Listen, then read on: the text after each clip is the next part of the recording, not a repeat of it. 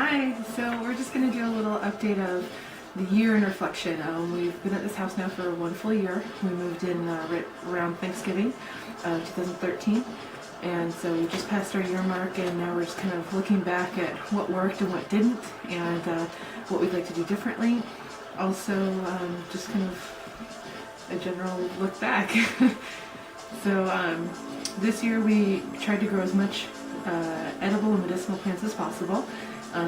Being that the first year here, there was no garden, there was no yard, there was a few cedar trees, and then some bushes, and that was pretty much it. And everything else we added. So if you've seen any of our other videos, you would see exactly what we've been growing throughout the year.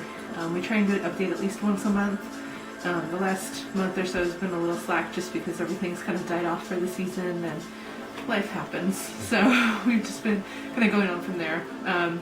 Overall, we were growing potatoes and cucumbers and squash and tomatoes and herbs and lettuce, kale, chard, carrots, strawberries, raspberries, all different things. So look back at some of our other videos if you're interested to see exactly what we were growing.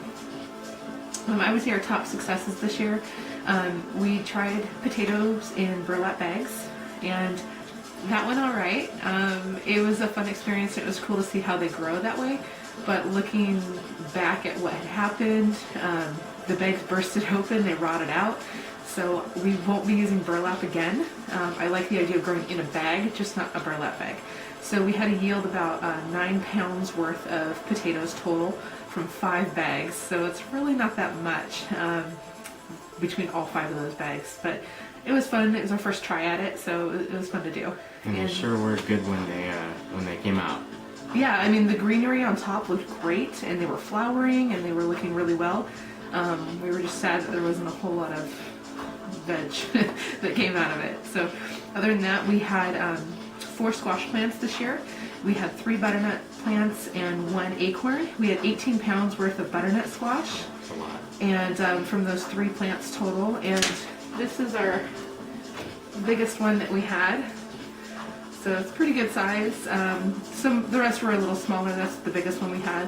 But we tried them up on a trellis this year. At least one of the plants, or 2 of the plants on a trellis. We will definitely be doing that again next year. We loved how it worked, and that's where the big ones came from, was from the trellis plants. So we'll definitely do that again next year. Probably not the same spot. We're thinking about doing something a little different next year. You'll have to just keep watching to see exactly what we end up doing. And then the acorn squash, we had 1 plant and 2 fruited off of it, and total it was about 4.5 pounds worth of acorn squash. We actually just had one for dinner last night, and it was really good. Yeah. And here's the other squash. So other than that, I mean, we had about a dozen zucchini or so that were each at least a foot long, yellow and the black beauty. And they were really good too. We made zucchini bread. We just ate them how they were. We grilled them, baked them, put them in eggs. We just did a lot of stuff with them. We love zucchini, so that we'll definitely be doing more again.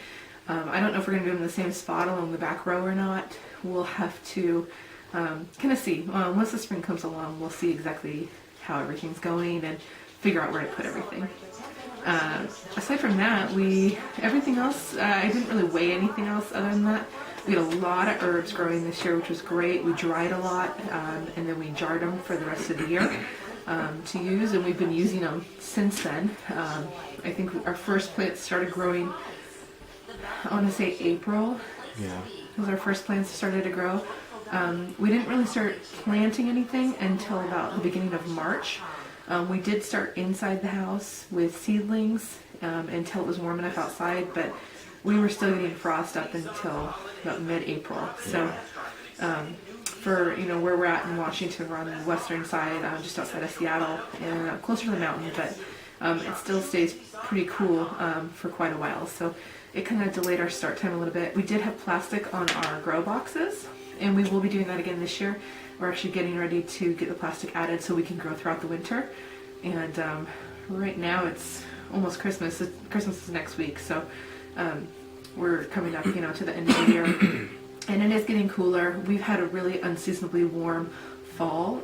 We had a couple of really weird freezes where it'd freeze and drop into the teens every day and night, and not get above freezing during the day. Be like beautiful blue skies, but cold. But I love it. It reminds me of Eastern Washington when we lived there, and I like that. But it makes it really hard to grow things and get things started unless you have like a greenhouse or a hoop house type style grow room, basically. So other than that, we had strawberries from, I don't even know, from about May until October. Yeah, five different We had five varieties. different varieties. We had Ozark Beauty, which was by far the best. The berries were huge, and they continued to grow throughout the season. They were ever-bearing, and they tasted amazing. And then we also had a Ugalala, I'm sorry if I'm mispronouncing that, and then a Honeyway in the back. And then in the front, hanging, we had two different varieties. One, I can't remember what it was, and the other was a Hecker, and neither one really produced well. We don't know if it was how we planted it or if it was just the variety, and it also was the first year, so that was pretty good. We were working on moving them back, so we did have more. We had more than that. So we had 7 varieties actually. 5 and then 2 more that were in smaller baskets that didn't do very well, so then we moved those to the back. So Quinaults and there was some other ones. yeah, they tasted good, but they were real small. So, but again, Ozark Beauty was my favorite out of all the ones we grew. And they've multiplied like crazy. So we started with 4 plants in the back, and now the entire area, it's about a 5-foot by 3-foot area, and now it's just full. And so that's exactly what we wanted, because we were growing bigger berries around it, which will go up and trellis, and then we'll keep the strawberries down below. We're trying to kind of stick with a permaculture style of gardening, just to utilize all our space and not waste anything. So that's kind of where we were with the berries. The raspberries were a transplant from our neighbor, and she's just like, please take these, and we gladly accepted, and they were delicious, and we ate them all season. We never had more than a handful or 2 at a time, but they never lasted that long anyway. This was also the first year we transplanted them, so we should see within this next, year to 2 years how much more we can grow from it. Yeah, well, and also we had a big problem with our son wanting to eat things before they were ripe, as far as our berries and tomatoes. So we lost quite a few that way. We didn't really have a problem with birds, which we thought we would, because we kind of live out in the country a little bit, and I mean, there's all sorts of birds everywhere. And I was kind of worried about that. I was wondering if we would have to screen things off or net it, and we didn't have to this year. We'll see about next year. I think our dog scared off the majority of the birds, so no problems are there. Yeah, I think that helped a lot too. Other than that, we had a lot of herbs growing this year. Yeah. A lot of medicinal plants. I saved a lot of the flower petals from like our bee balm and what else? Our calendula. Oh man, I loved the calendula. We will definitely be doing that again. We saved seeds from just about all of our plants, and we're going to try and see if they'll regrow or not. We got them as starts last year from the Seattle Till, and they had a garden sale the beginning of the year, probably beginning of March or so, into February, and we got some starts from that last year. We got sorrel, calendula, lavender, maybe a tomato or 2, and some strawberries. And so that was a good little sale. So if you have a till in your area or a college extension program, a lot of times they'll do plant sales as well, and you can get really good, healthy starts. Our sorrel, for instance, our son loves it. He's 3, and he does pretty well at eating his vegetables and fruits, but that he will just go and pick himself and help himself to it, and loves it. If you've never tried it, I encourage you to. It's kind of tart, leafy green, almost citrusy tasting, but it's a good thing to mix up, to throw in a salad or throw in a smoothie, something like that. And then out of our garden boxes, we had a lot of lettuces growing. We had carrots. The carrots did okay. I think a lot of it had to do with our soil mixture in all our boxes. It wasn't the best it could be. We used good ingredients, and we used, we tried to source as much as we could locally, as far as dirt and compost and just in general. We stretched our nutrients too thin. And so this next year we should have a lot more nutrients that are recycled themselves and mixed with the other dirts that we've used to maybe make a better output this year. And we did have a fungus problem at one point in one of our boxes, and from what I was learning, it was because it was so nutrient rich that it was just starting to grow this fungus right along the wood of the box. The boxes were all untreated wood that my husband built, and then we coated with linseed oil to help protect them, and they've been standing up really well. We haven't noticed any rotting, very little discoloration of any kind, and they've gone through an entire year now, and so they look like they're doing really well. Other than that, I would say I liked the PVC and plastic that we did on there, and we had an individual thermometer in each box, and that helped kind of gauge how warm it was getting in each individual box.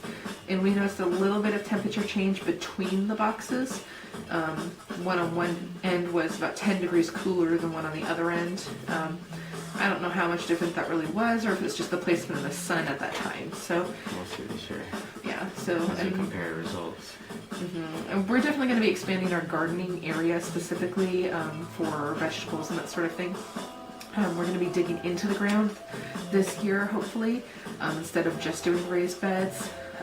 We don't know what all is in the soil yet, and that's my hesitation.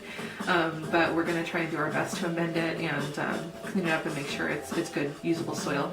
This area used to be a coal mining area, and so a lot of the ground has a lot of minerals in it that you don't find in a lot of residential areas. So it'll be interesting to see. We'll have to do some research on it.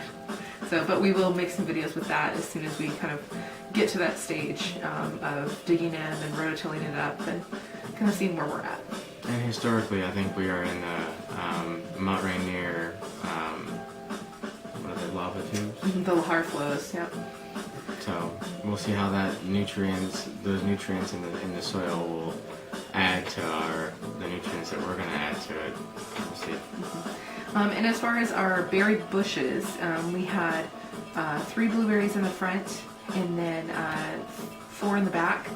2 of them got stomped on by our son, and so they're just, I don't think there's any saving them. None of them fruited this year. One of them looked like it was going to, and then it just kind of died off, so we don't know if it was just in shock or exactly what was happening. The rest are really small, so it was only their first year in the ground. So I wasn't really expecting any fruit off of them. We're hoping maybe next year we might get at least a couple berries. And then toward the end of the season, we planted some huckleberries. We have 1 huckleberry plant in the back. It's an evergreen huckleberry. And then we ended up getting 3 more of the same to put in the front. And if you look at our last video, you can see where we planted them at.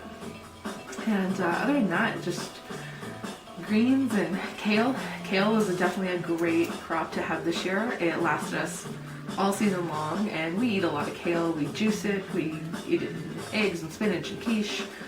We make chips out of Put it. it in a lot of things just to spread it out a little bit.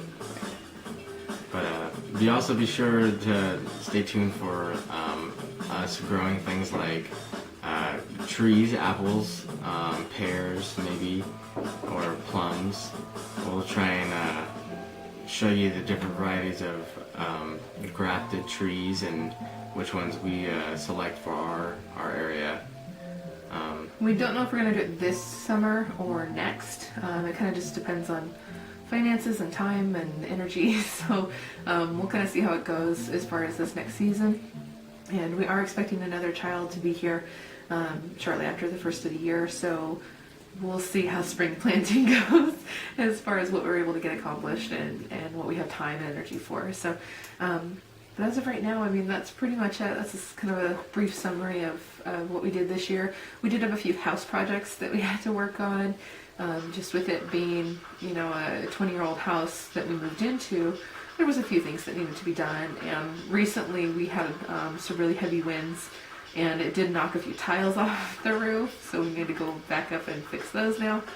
So it's a house. It's a never-ending list of projects. So, but it's why we got a house, and you know, we're making it a home.